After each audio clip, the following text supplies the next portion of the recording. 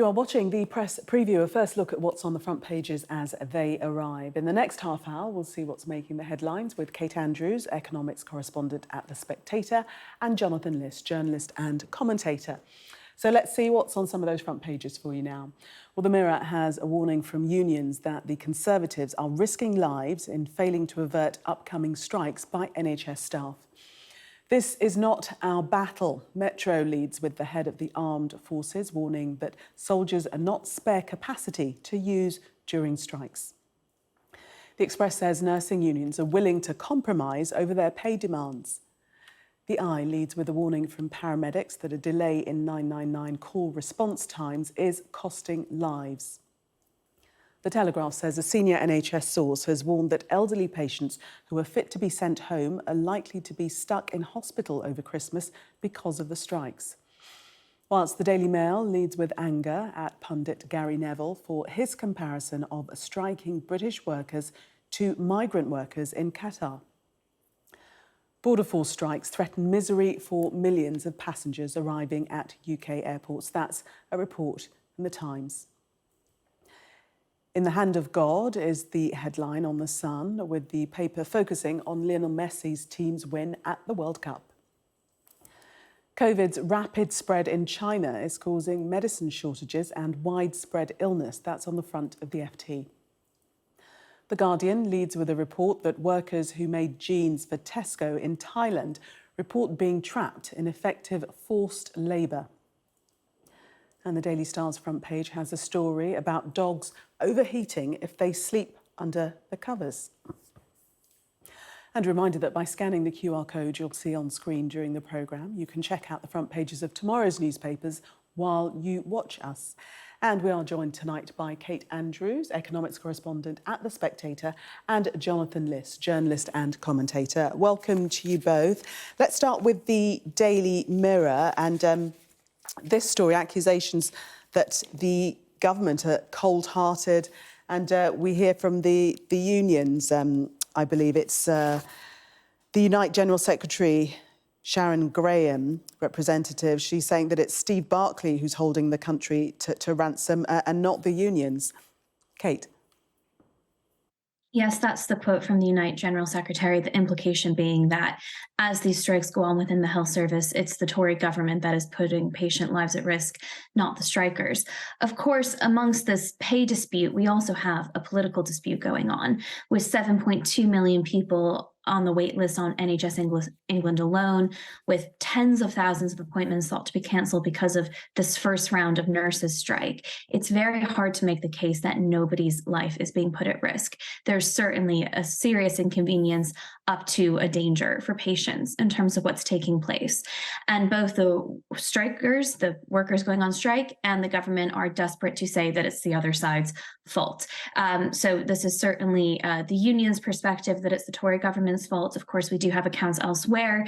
We had in the Observer today that Steve Barclay is thinking about a one-off payment that might feature in some kind of settlement rather than escalating pay for the long term. And then, of course, the Daily Express day for tomorrow's paper is suggesting that the nurses are willing to compromise. At the moment, they are asking for a pay raise that is close to double what inflation is in the UK now. They want a 19% pay raise. So I think the implication here, the reports are that they are moving slightly closer to some kind of dialogue, which is positive for everybody involved, including the patients. But there is a real political game playing out with these strikes, as well as questions over actual pay. And that's what the Mirror's headline is reflecting for tomorrow. Yes, Jonathan, the implication is that if the Health Secretary, Steve Barclay, were to hold talks on pay, that could avert tomorrow's walkout. Well, it seems completely extraordinary that we have nurses, paramedics going on strike and the actual Health Secretary not being front and centre. Obviously, the government says that there's an independent pay body which sets the rates of wages, but this is a national crisis affecting the NHS and, of course, in many other areas of national life as well, with other striking workers. And you'd think that the government would be all hands on deck trying to stop this rather than just sort of sitting back and watching the disaster unfold. A disaster, let's not forget, as you just alluded to, which could be costing people's lives. And so it's the least we could expect is that Steve Barclay would be sort of getting his hands dirty in this.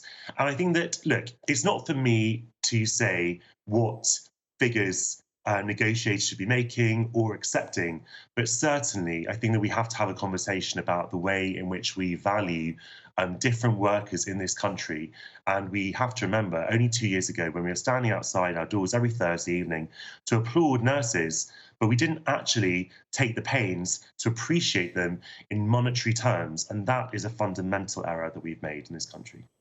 To the Metro, where we hear about criticisms of contingency plans for dealing with the strikes. The head of Britain's armed forces has warned that his personnel are not spare capacity to use during strikes, because we've got the line that soldiers are going to be driving ambulances to avert any potential disasters. Kate. This is a really important part of these strikes, but also a broader narrative around Britain's several crises that I think often goes overlooked. And we have the head of the British Armed Forces coming out, making a major statement saying we are not spare capacity. And that is, of course, linked to the fact that about 600 military personnel are expected to be driving ambulances in the wake of these strikes. But this is not specific just to these strikes, and it's not specific just to COVID. I mean, it was a regular feature in developed countries across the world that when we were at the height of COVID, military personnel were stepping in. It was happening in the US, it was happening in the UK. That's not so surprising. But Britain hasn't been able to escape the state of emergency, really. Military personnel were driving ambulances up in Scotland coming out of the summer because the ambulance service there was already struggling to make good on its job. And we have the government now saying that the military is going to play a greater role in the small boats crisis. Now, you might accept that there is some role to be played, but I think the statement is actually rather extraordinary in the sense that you have the head of the British Armed Forces saying, you must remember that we are not the backstop. That is not our design. Yes, we are there for a domestic emergency, but essentially we're not there to pick up the pieces when we have failed public policy in a myriad of areas. And I don't think this will just be directed at the government. It will be directed at other staff too, and particularly at departments. You know, if there's a question of pay, look at those department budgets. Where is the money going? I mean, the NHS has a record amount of money funneling into it, and that extra £13 billion promised to catch up the health service, part of that was supposed to go to nurses' pay. Where is that money? There are a lot of questions to be asked of politicians, of the workers, and specifically of department heads at the moment, to sort of get their act together and stop using the military as the last resort. And Jonathan, it's quite serious what Admiral Sir Tony Radakin is saying, because he's saying that it would be perilous to rely on troops and it could hamper the Army's other work. We're busy and we're doing lots of things on behalf of the nation. We've got to focus on our primary role. I mean, ultimately, the Army is the responsibility of the British government. The British government has the ultimate say in where the Army,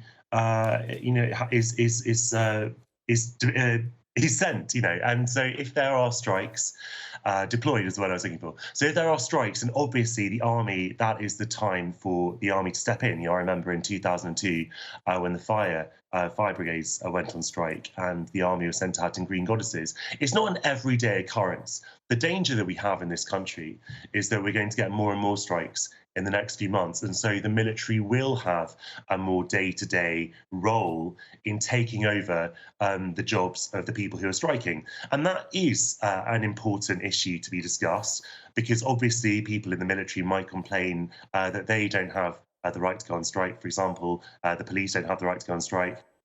And so there is a risk that working people are kind of turned against each other, which I would obviously wish to avoid, and most people would wish to avoid.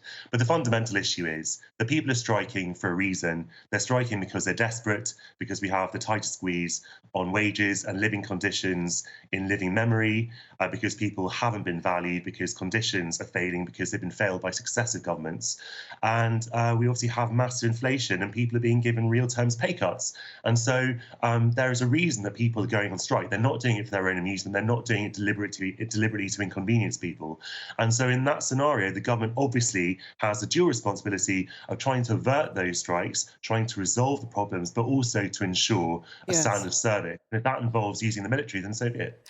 Just quickly, we've only got less than a minute, Kate. I just wanted to look at this exclusive in The Eye. They've got a paramedic who's actually saying that response times, 999 call response times, are costing lives now. Yes, we don't have the full details on the front page, but it looks like a paramedic's diary is being reported in The Eye, talking about these huge delays that are risking patient lives. And actually, over at the Spectator on our data hub, which you can look at for free, we've been tracking ambulance waiting times for quite some time now. And Category 2, which is considered emergency, the average wait time is 48 minutes. I mean, that is clearly unacceptable. So what the Eye is reporting is, a very important story, something that's been going on for some time. And this backup in the health service post-COVID is just becoming increasingly dangerous. And you have these poor paramedics who are in a very difficult position where they're waiting outside of hospitals, they can't get to the next patient. It's a very important story and really worrying numbers around it. Yes, it is worrying indeed. Kate and Jonathan, thank you very much for the moment. We are going to take a break. Coming up, this story on the front page of The Sun, in the hand of God, picturing Lionel Messi holding the World Cup trophy aloft. Stay with us for more.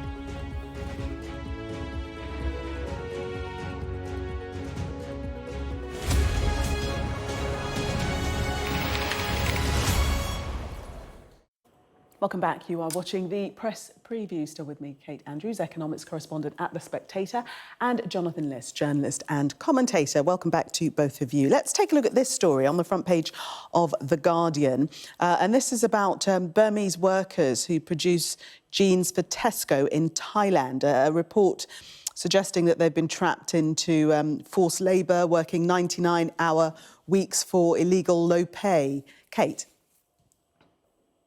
Yeah, a really horrifying investigation exclusive from The Guardian, which finds that these Burmese workers were essentially slaves in this factory where they were forced to work 99+ hour weeks, where they were working for little to no pay, and clearly in many cases against their will.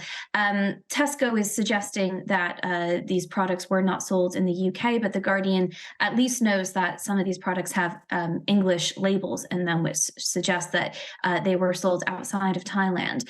And it could be one of the first lawsuits brought against a UK company for treatment of workers outside of the UK, of that foreign labor supply. So it could set a precedent, but obviously, it's before we even get to that, it's really just a horrifying content about what these workers were put through, and also a reminder.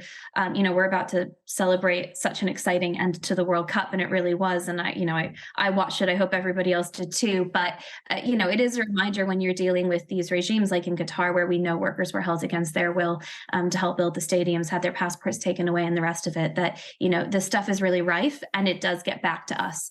In countries like the UK very quickly. Yeah. And Jonathan, when you read the detail, it does sound horrific. Workers said they had to work through the night for 24 hours at least once a month to fulfil large orders. Yeah, it's absolutely horrifying, as Kate was saying, and really interesting as well. Not just that a company is being held responsible for a factory, for the conditions in a foreign factory, but also that it can be held responsible for supply chains in a factory that it doesn't own, and also when the garments aren't necessarily being sold in this country. I think that's really important. So this is about Tesco, sort of products are being sold in Thailand, although, as Kate was saying, labels in English suggest that some of those were being imported to the UK. But even if this was purely about Tesco's business in Thailand, the profits are being funneled back into the UK, and it's vital the British company should be held responsible for everything that gets sold under their banner across the world, and that they shouldn't be allowed to get away with things just because those products aren't necessarily coming to the UK, or because they're sort of outside the direct ownership of those companies in the foreign supply chains.